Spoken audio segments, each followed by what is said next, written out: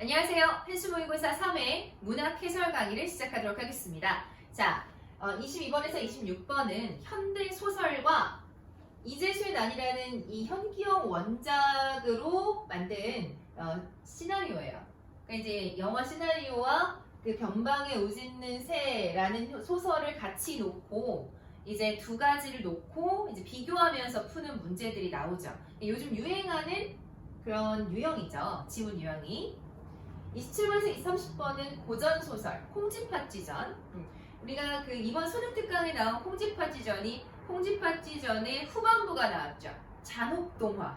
우리가 일반적으로 알고 있는 동화책에 홍지는 행복하게 살았어요 라고 이제 끝나는데, 결혼하는 것까지 이제 끝나는데 결혼 뒷이야기, 홍쥐가 연못에 죽고 빠져 죽고 막 이런 얘기 나오잖아. 그 후반부 얘기가 이제 나왔는데, 여기 출제된 거는 그 후반부 이야기와 전반부 이야기를 섞어서 냈어요.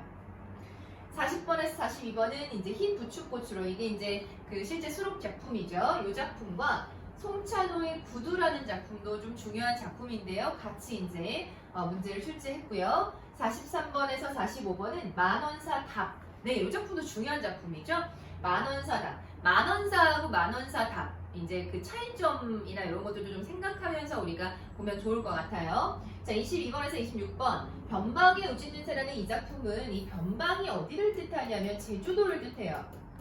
이 제주도에서 되게 그 유명한 난이 있어. 좀 이따 선생님이 그 표를 보면서, 선생님이 이제 도표를 보면서 좀 같이 설명을 해드리도록 할게요. 제주도에서 일제강점기 즈음의 일이야.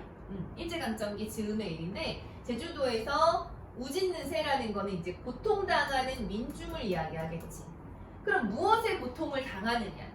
일제강점기 즈음에는 외부, 그러니까 해외에서 그 열강 세력들이 많이 들어와서 우리나라를 이렇게 땅 따먹게 하려고 막 들어왔었잖아. 그때의 일이야. 그때 이제 프랑스나 막 이런 데서 이제 들어오면서 천주교도 포교를 하는데, 문제는 뭐냐면 그러한 강대국을 등에 업은 세력이 있었던 거지. 등에 업고 어떻게? 나의 이익을 위해서 민중을 괴롭히는 거야.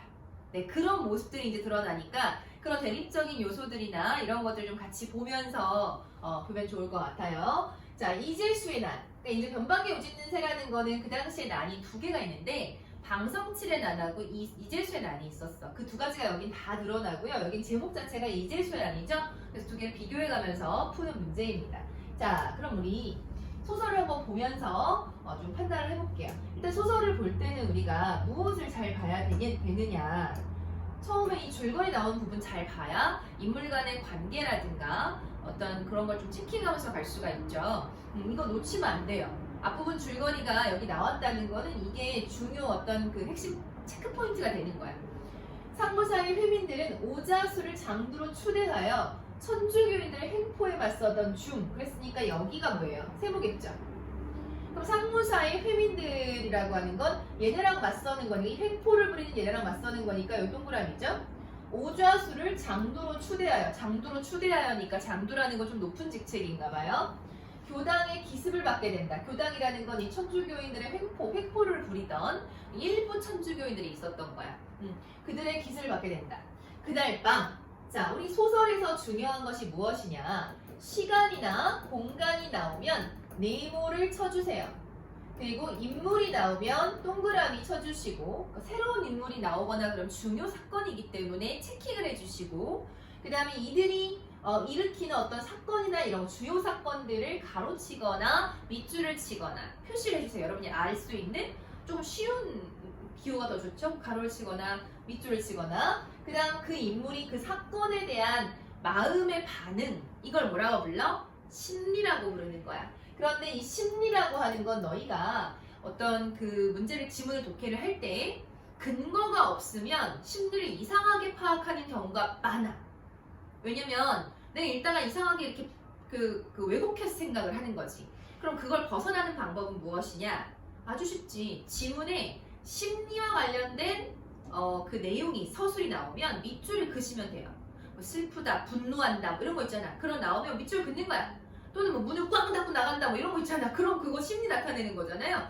그런 걸 체킹을 하시면서 가는 거예요. 그러면 우리가 흔들리지 않게 돼. 소설이라고 하는 거는 사실 중요한 게 뭐냐면 상상이 중요한데 이 상상을 하다가 이상한 대로 핀트가 나가서 한마디로 내 마음속의 상상력을 발휘해가지고 지문과는 완전 엉뚱한 해석을 하게 되는 경우가 많거든요. 그걸 벗어나는 방법, 상상을 하되 지문의 근거에서 하는데 지문에 나오는 심리 부분에 대한 직접 서술이 있으면 그 부분은 반드시 밑줄을 그세요. 자, 기억하세요. 밑줄 그시라는 거. 지문의 근거에서 보는 거야. 엉뚱한 상상력 발휘하시면 안 돼요. 알겠죠? 자, 그날 밤 도망가던 회민들 가운데서 자, 시간 공간 체크하세요. 왜냐? 우리가 시나리오나 이런 데도 보면 제일 중요한 게 뭐야? 시간이나 공간이 바뀔 때 한마디로 뭐냐면 장면이 바뀌는 거거든. 우리가 드라마를 보면 장면이 전환되면 사건이 전환되잖아. 그지? 장면이 전환되면 그거는 그 작가가 의도한 거야. 왜? 내가 어떤 이야기를 이끌어가기 위해서 이 장면이 필요하니까 넣는 거거든. 그래서 시간이나 공간적 배경이라고 하는 거는 굉장히 중요한 요소예요. 그래서 우리가 소설 구성의 3요소에 뭐가 있어? 인물, 사건, 배경. 인사배라고 하죠. 그게 소설 구성의 3요소거든요. 그게 시험에 출제가 되는 거죠. 요소니까. 인사배. 인사배가 뭐야? 시간, 공간, 이게 배경이잖아. 인물, 그 다음에 사건. 네, 요거 체크해 주세요. 그날 밤 도망가던 회민들 가운데서 도망가던 회민들 동그라미죠? 새로운 장두가 솟아났다. 새로운 장두, 약간 장두가 누구였어? 오주아수였잖아. 근데 새로운 장두가 나왔대요. 그가 바로 상무사 간부로 유일하게 남은 강우백이었다. 아까 오주아수가 아니라 뭐예요? 강우백이 새로운 장두가 됐어. 차마 죽을 용기를 못 내고 구차하게 종일 회민들 속에 끼어 이리 몰리고 저리 쏠려다니던 그가 교당이 총으로 임명을 살상하기에 이르자 교당 세모죠. 마침내 결단을 내린 것이었다. 그러니까 여기는 교당이 엄청 나쁜 사람으로 나왔어. 지금 마이너스로 나왔어요. 상무사 집사인 이재수와 이재수 귀가 쫑긋하죠. 우리가 사실 이거는 EBS나 이런 데 나온 작품들은 미리 공부를 좀 해놓잖아요. 그죠? 그럼 만약에 출제가 되면은 주요 인물들은 좀 공부를 해놓으면 이재수 얘는 좀 좋은 애였어 라든가 막 이런 게 정보가 기억이 나잖아. 그 정도만 기억하시면 돼요. 근데 소설이나 시나리오는 워낙에 긴 장대한 분량에서 이 부분을 일부 발췌를 해서 출제를 하기 때문에 이 머릿속에 있는 배경 지식이 독이 될 때가 있어. 근데 이제 얘가 선인인지 악인인지 이 정도는 사실 독이 되지 않거든요. 오히려 도움이 되면 도움이 됐지. 이재수라는 사람은 플러스죠. 자, 이재수와 조사성이 이끄는 젊은 패거리 수십 명은 즉시 횃불을 밝혀들고 장두 강별감을 겹겹이 에워싸는 일방. 어둠 속을 휘젓고 다니면서 갈팡질팡 흩어져 도망가는 사람들을 향해 벼락같이 소리쳤다. 새로 장두가 나오셨다. 그러니까 지금 여기 보면 횃불을 밝혀들고 장두 강별방을 겹겹이 에워싼다라는 건 이 강별감을 뭐 하는 거야? 보호하는 거겠죠.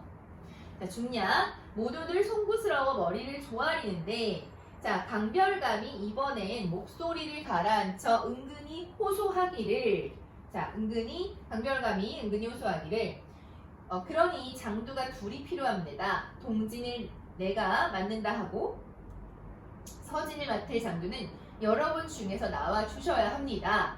자, 이게 뭐예요? 자, 동진이 동쪽이잖아?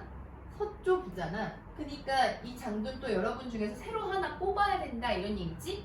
이 말에 좌중은 하나같이 고개를 푹 숙이고 대답이 없었다. 강별감과 눈이 마주칠까 두려워. 우리 이거 수업 시간에 많이 하는 거죠. 선생님 뭐 질문하면은 누구 할 사람 이러면은 막 안 보려고 막 이러잖아.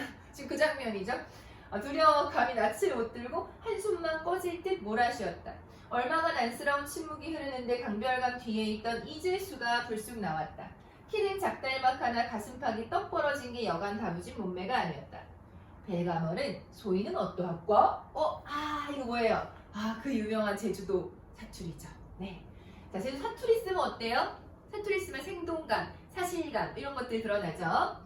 소인에서 주신다면 이 전한 목숨 내던져 힘껏 싸워보겠습니다만 자, 의지를 보여주고 있죠. 갓전이 땅에 닿기 고개를 푹 숙이고 있던 동소인들은 그제야 얼굴을 들었다. 나이도 어린 하인 신분에 신분이 하인 신분이야. 우리 시대를 생각해봐. 하인 신분이면은 사람들이 이렇게 어떤 장두를 하겠다 그러면 인정을 잘 안 해줄 수도 있어. 그치? 볼까요? 당돌맞게 백성의 장두가 되겠다니 모두들 난처하다는 듯이 고개를 물어보았다. 아, 네. 신분이 낮아서 다들. 그러나 역시 목숨은 하나밖에 없는 두려운 것. 왜? 장두로 나서면은 대가리가 되기 때문에 죽을 가능성이 높아지죠. 자, 저 하인 아이놈에게 능멸당하고 있다는 가책이 들었지만 여전히 서로 눈치만 볼 뿐에 그치. 우리보다 신분이 낮은 사람이 지금 이러니까 좀 약간 좀 양심의 가책은 느껴지지만 그래도 서로 눈치만 볼 뿐 장도로 나서겠다는 사람은 없었다. 좌중이 썩 내키지 않는 기색이자 재수는 대뜸 비분간개한 목소리로 항변했다. 그러니까 자기가 장도로 나서는 걸 사람들이 그렇게 좋아하지 않는 것 같자 아주 이제 비분간개한 목소리로 이제 항변했대. 소인이 미천한 관노라고 오를 의자를 위해 죽지도 못합니까? 난신 적자를 토별하는데 어찌 반상의 구별이 있습니까? 대의를 위해 죽는 것이 관노 신분에 가당치 않다면 관노가 상전을 위해 죽는 것도 안 됩니까? 잡혀간 오좌수 어른이 누구였어? 처음에 있었던 장두였죠. 자, 오좌수 어른은 소인이 단연간 받들어 모신 상전이오다. 소인은 좌수 어른의 원수를 꼭 품앗이하고야 말겠소. 이 말 끝에 재수는 울분을 못 참고 강별감 앞에 풀썩 엎으러져 울음을 터뜨렸다. 심리적 어떤 심리예요? 아까 울분이에요. 울분. 그리고 아까 비분관계 말했잖아, 그지?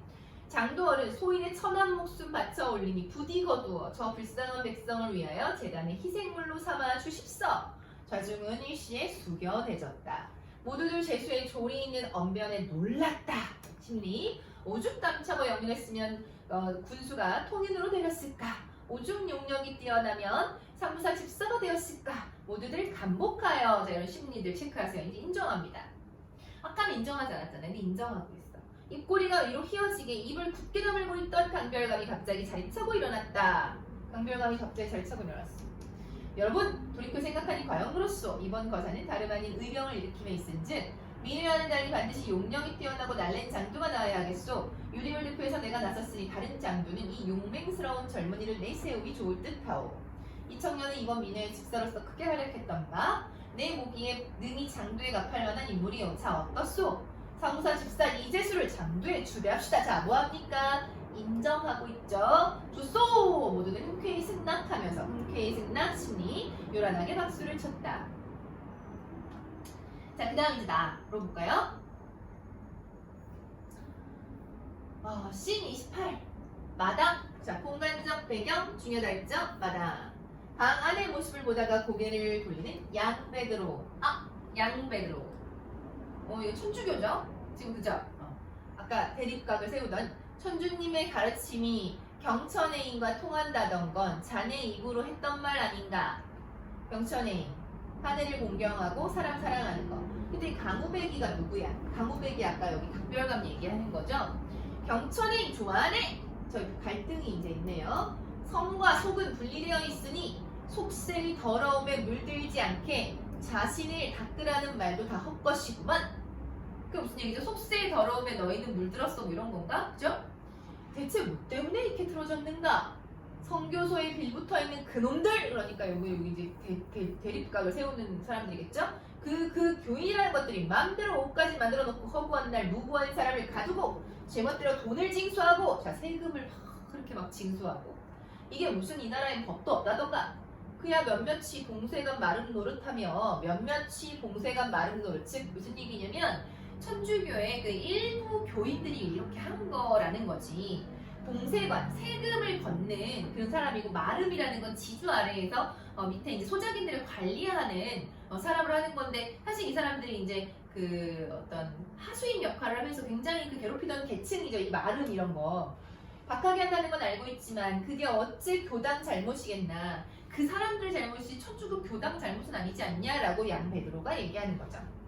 그 사람들이 나쁜 거지. 그랬더니 강호백이 뭐라 그래? 그놈들이 뭘 믿고 그렇게 설치겠나? 그 뒤에 있는 법국 신문 안에 자 법국이 어디야? 프랑스 강대국이잖아요. 강대국을 등에 업고 그렇게 하는 거라고 지금 얘기하는 거야. 그 법국 신문은 뭘 믿겠나? 힘 있는 제 나라지. 지금 세상 돌아가는 순리가 성과 속이 한편이라네. 성이라는 건 뭐예요? 종교, 천주교. 속이라는 건 뭐예요? 세상에서 그 막 사람 괴롭히고 돈 뭐 추구하고 이런 사람들이 한편이라네. 약한 놈만 당하는 게지. 약한 놈이 뭐예요? 그 제주 민중들만 당하는 게지. 라고 하는 거지. 천주님은 모든 걸 알고 계신다네. 그리고 자네를 포기하지 않으실 거야. 그럼 이런 말들로 인해서 양배드로라는 사람은 좀 천주교 신자 중에서 좀 좋은 사람인가 봐. 그지? 좀 좋아 보이죠? 그죠? 포기하지 않으실 거야 라고 얘기하는데 강우백은 이미 많이 빡쳤어. 그지? 그래서 자네는 그 천당 가서 양대인을 모시고 잘 살게. 난 이렇네. 양대인이라는 건 뭐겠어? 서양 사람들. 돌아앉아 버리는 강우백. 뭐예요? 아, 싫어 너. 뭐 이렇게 얘기하는 거죠. 그러니까 이게 지금 둘이 이렇게 갈등이 있는데 그 갈등이 해결이 안 되고 돌아앉아 버렸대요. 이제수가 마당에 들어선다. 강별가멀은 소인 왔습니다. 이제수가 양배드로의 눈치를 보자 양배드로는 더 하고 싶은 말을 삼키고 엉덩이를 털며 일어나 슬그머니 마당을 빠져나간다. 천주교인들이 상무사를 기습하자라고 했으니까 뭐예요? 여기 세모겠죠? 상무사를 기습하자. 습격을 했어요. 이제수와 강우백을 비롯한 회민들은 후퇴합니다. 도망가는 거죠. 네. 들판에서 언덕으로 들판을 달리는 이제수와 강우백 그리고 회민들 가쁜 숨을 몰아치며 뒤쳐져 달리는 강우백 뒤로 총소리와 아우성 소리가 들린다. 자, 지금 굉장히 그 다급한 급박한 상황인 거예요. 들판을 지나 오름이 있는 언덕으로 달려가는 이제수 일행들의 모습이 씬 61에서 나오는 거고요. 자, 오름 언덕. 자, 이제 언덕으로 가서 이제 오름 언덕으로 가요. 언덕 위에서 총소리와 화양육의 남자 말을 내려다보는 이제수와 강우백 그리고 조사상과 해민들. 들판, 신 63 들판. 잠자던 옴매무새 그대로의 오자수와 상무사 유생들이 최선달과 교인들에게 붙잡혀 끌려가고 그랬어요. 그럼 아까 오좌수 끌려가고 난 다음에 이제수가 그 장도가 되잖아요. 그 부분, 끌려가는 부분인 거야. 들판에는 뿔뿔이 흩어져 도망치는 민당들 뒤에서 총연기를 날리며 십자가를 앞세운 교인들이 뒤쫓고 있다. 한라산이 멀리 모이는 들판 위로 화양 연기가 하나둘 피어오른다. 이를 앙다물고 들판을 내려다보는 이제수, 이를 앙다물고 또 우리가 그래서 소설을 읽었기 때문에 이를 앙다물고 들판을 내려다보는 이제수는 이제 뭔가 그 결단을 뭔가 이렇게 그 분노하고 있는 그런 모습이라 볼 수 있죠. 자, 오름에서 들판으로 다시 들판 내려와요. 강우백과 민당들을 들어 갑자기 언덕 아래로 달리기 시작하는 이제수. 가슴속에 분노를 자 이런 거 체크하라 했죠. 어쩔 줄 몰라 심장을 터뜨리려는 듯 들판을 향해 달려 내려간다. 한낮 시간 좁혀 갈대밭. 내리쬐는 한낮의 햇살 속에서 갈대 사이에 몸을 숨기고 있는 이제수 바로 옆으로 교인들의 무리가 하늘의 총지를 놓으며 갈대밭을 달려간다. 교인이 지나가면 갈대밭에 몸을 숨기고 있던 이제수. 몽둥이를 들고 교인들의 뒤를 조심스럽게 쫓아간다. 갈대밭에 몸 숨기고 있다. 쫓아간대요. 이제수 뒤에는 민당들 대여섯 명이 몸을 숨기고 따라가고 있다. 습격하려고 하는 거겠지? 해변, 해질녘, 얼굴에 땀이 벌들거리는 이제수와 민당의 무리가 교인들의 총질에 밀려 다시 쫓겨간대요. 해변으로 쫓겨가고 그 옆엔 허름한 초가집 한 채가 불길을 휩싸여 타오른다. 자, 오늘 민당의 죽음 밤이 됐어. 이런 거 중요해요. 낮, 밤. 이거랑 연관된 문제도 뒤에 나와 있어요. 근데 이게 우리가 문제를 풀 때 독해를 할 때 이런 게 그냥 빨리빨리 체크가 되면서 쌤이 지금은 설명을 하는 거니까 좀 천천히 하고 있는데 읽을 때는 이제 빨리 보면서 체킹하면서만 가도 실제 문제를 풀 때 굉장히 도움 많이 돼요. 한번 체크 한번 해보세요. 밤, 함성과 총소리가 떠나갈 때 놀리고 두 무리의 뿔들이 일정한 거리를 두고 춤을 추듯이 밀려왔다를 되풀이 하면서 한다. 민당 쪽 횃불에서 돌을 던지고 교인 쪽에서는 총질을 한다. 자, 민당 쪽 횃불에서 돌을 던지고 교인 쪽에서는 총질을 하고 갑자기 민당 쪽 횃불 하나가 민당이 불리하다. 그치? 실제로 얘들아 제주에서 일어났던 이 이재순왕과 방송 출연할 때는요 굉장히 많은 제주 민중들이 죽었어요. 패배했어요. 네, 많이 죽고. 갑자기 민당 쪽 횃불 하나가 비명소리를 내며 땅으로 떨어진다. 이제서 민당들이 달려들어 총 맞은 민당을 부축하지만 어른거린 횃불 속에 쓰러진 민당의 가슴에서 피가 솟는다. 네. 자, 그래서 가와 나의 공통점으로 적절한 것은 그랬어요. 공통점으로 적절한 거. 인물들 간의 대화를 통해 갈등이 해소되는 과정을 보여주고 있다. 아까 대화하다가 돌아앉아 버렸잖아요. 갈등 해소가 됐어요, 안 됐어요? 안 됐죠. 네, 갈등 해소가 안 됐어요. 그다음 인물의 회상 장면을 통해 근데 가 부분에서는 막 사람들이 이재수가 장두가 된다는 거 막 싫어하다가 나중에 박수 치면서 벌써 막 이러잖아. 그러니까 그걸 보고 너희가 갈등이 해소됐다 생각할 수 있지만 여기는 또 갈등이 또 다른 갈등이 나오면서 해소가 안 되는 모습 보여요. 회상 장면을 통해 사건 해결할 실마리 인물의 내면을 행위로 제시하여 인물들이 처한 상황을 보여주고 있다. 자, 인물의 내면을 행위로, 심리를 행위로 제시하는 게 나오죠. 그죠? 네. 분노나 이런 것이 표출되고 여기도 이제 분노가 표출돼서 막 가고 이런 게 나오기 때문에 맞아요. 네, 3번이죠. 네. 가의 강별감에 대한 이해로 가장 적절한 것은 그랬어요. 이재수의 공적을 언급하며 그가 장두가 되어야 하는 이유를 사람들에게 성비어 설명해 주고 있죠. 자, 서름에 공감하는 거는 나오지 않고요. 그죠? 자신의 지위를 내세워 새로운 질서를 강요하고 있다. 틀렸고 과거의 일을 되돌아보며 의견에 반대하는 사람을 비판하는 거 나오지 않고 설득하죠. 대의를 따르지 않고 자신의 몫을 보존하는 사람들에 대한 분노 표출 나오지 않고요. 그래서 답이 5번입니다. 24번 A와 B에 대한 설명으로 적절한 것은 자, A 부분과 B 부분에 대한 것인데 자, A 부분은 어떤 부분이에요? 좌중이 썩 내키지 않는 기색이자 재수는 대뜸 비분간계한 목소리로 말을 했다. 그러니까 이제 뭐야? 이 좌중에 대한 이재수의 어떤 게 나타나요? 반발심. 제가 뭐 천해서 그럽니까? 무슨 이제 얘기하면서 막 강변을 하는 거잖아. B에서는 강우백과 민당들을 뒤로하고 갑자기 언덕 아래를 달리기 시작하는 이재수 가슴 속에 분노를 어쩔 줄 몰라. 분노 뭐야? 오좌수가 잡혀가는 장면을 보고 막 분노를 막 표출하잖아요. 교인들에 대한 이재수의 적개심이 드러나죠. 그래서 답이 2번입니다. 자, 나를 영화로 제작한다고 할 때 기억 미음에 대한 연출 계획으로 적절하지 않은 것은? 이라고 물어봤어요. 자, 여기는 보시면 4번에 보시면 아까 선생님이 4번에 보면은 은밀하게 교인들을 쫓는 이재수의 모습 여기가 시나리오를 보면 뭐였냐면 한낮이었어요. 그러니까 시간적 공간적 배경이 중요하다는 게 그걸 체크 안 하고 그냥 넘어가는 경우들이 많거든. 그러니까 우리가 소설이나 시나리오를 읽을 때 그 심리 위주로 따라가는 경우가 많아요.